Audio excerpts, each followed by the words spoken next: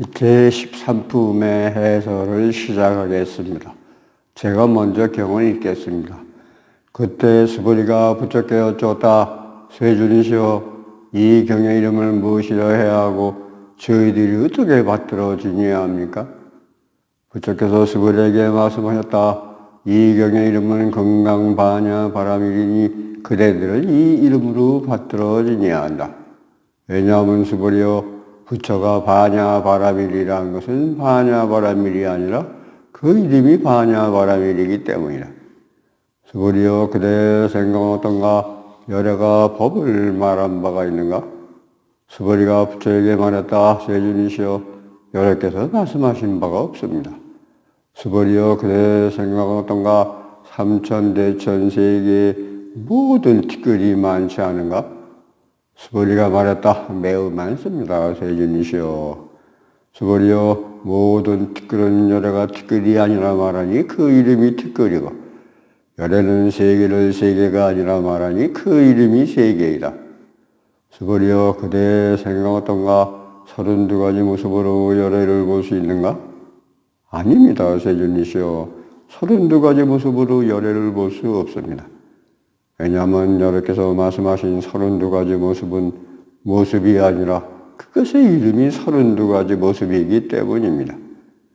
수보리여, 만약 선남자 선여인이 겐지스강에 모래할 만큼 많은 몸과 마음으로 보시하더라도 만약 다른 어떤 사람이 이 경중에서 4구절만이라도 받아들여 남에게 설명해 준다면 이 복은 저 복보다 훨씬 많을 것이니라. 자, 이제 해설을 해드리겠습니다. 네, 우선 이제 이 경에서 이제 그 바냐바라밀에 대해서 먼저 말씀을 드리겠습니다. 금강경은 무상의 지혜 본문입니다. 부처 스스로 말합니다. 이유가 무엇이겠는가? 수보리여, 그대는 알아야 한다. 진정한 불법에는 정해진 법이 없다.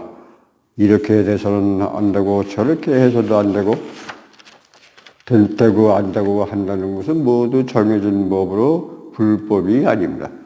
이런 설법들은 단지 가르치기 위한 하나의 방편일 뿐 궁극적인 것이 아닙니다. 부처에게는 정해진 법이 없습니다. 진정한 불법은 일체의 종교나 철학을 초월해 있으며 일체의 형식을 벗어나 있습니다. 진정한 지혜의 성취는 바냐바라밀이 아닙니다. 지혜가 최고의 단계에 이르면 지혜의 경계가 없어지며 그래야만 비로소 진정한 지혜라 할 수 있습니다. 여기서 이제 이런 설명을 바냐바라밀은 바냐바라밀이 아니요 그것의 이름이 바냐바라밀이다라는 이제 어법이 금강경에는 많이 등장을 합니다. 이것을 설명을 드리자면 이제 맨 앞에 나오는 바냐바라밀은 열애가 일으킨 차별이고, 그 다음에 그 다음에 바냐바라밀이 아니요라는 것이 이제 중생이 일으킨 차별이고, 그것의 이름이 바냐바람이다 하고 했을 때 열애가 일으킨 차별로서 이제 결론에 이르는 것입니다. 중생의 차별은 허망한 것이니 그것에 집착이 되어서는 안 되고, 열애가 일으킨 차별도 떼먹게 불과한 것이니 거기에 집착해서도 안 된다.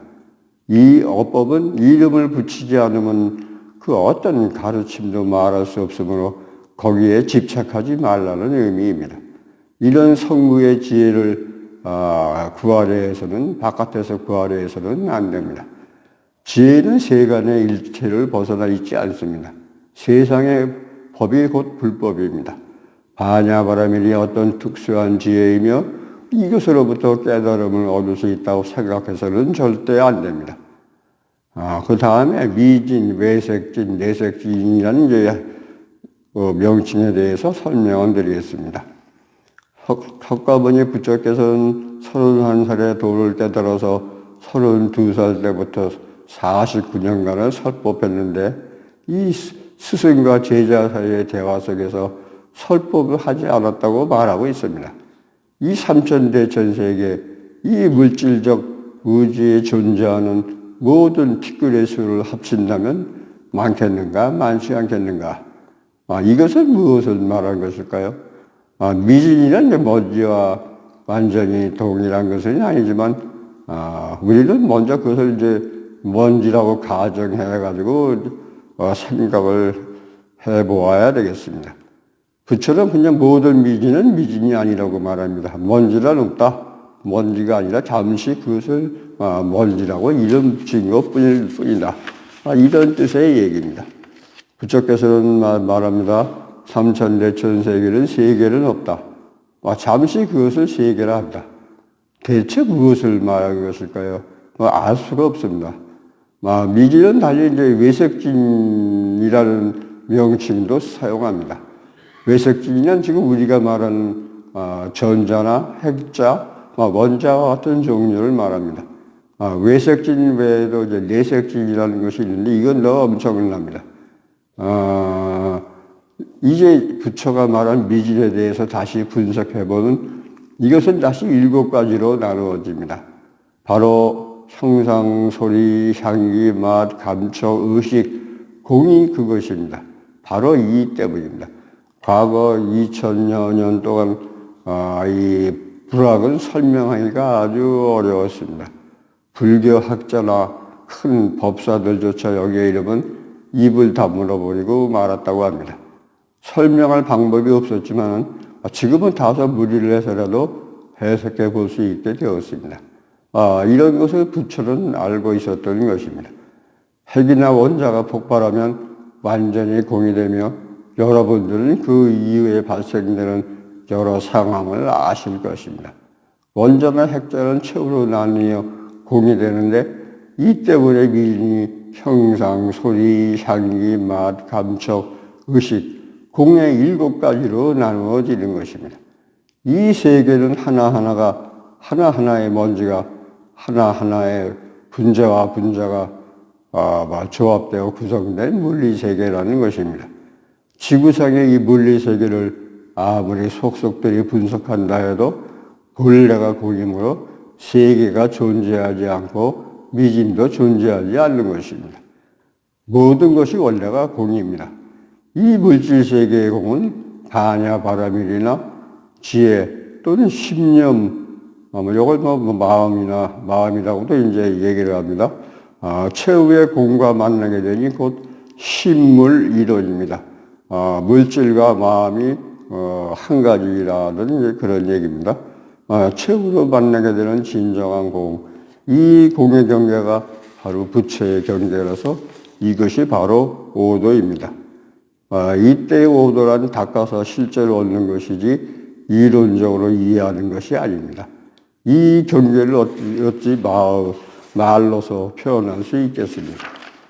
이 때문에 부처는 겨우 한다는 말이 자신은 설법한 적이 없다고 했던 겁니다. 부처는 말합니다. 부처께서는 법을 말씀하신 적이 없습니다. 사실 말할 방법이 없기 때문에 말이 되어 나올 수 없는 것입니다. 그 다음에 이제 32가지 모습에 대해서 설명을 드리겠습니다. 어떤 사람이든 모두 32가지의 좋은 모습을 갖고 있습니다. 당신이 가진 모습은 절대 나에게는 없으며 내가 가진 모습은 절대 당신에게는 없습니다. 만약 당신이 성장해서 내 모습을 갖게 된다면 당신 역시 당신이 아닐 겁니다. 모든 중생을 살펴보면 모두가 각자의 32가지 모습과 80가지의 훌륭한 형태를 갖고 있습니다. 불법을 배우면서 모습에 집착해서는 안 됩니다.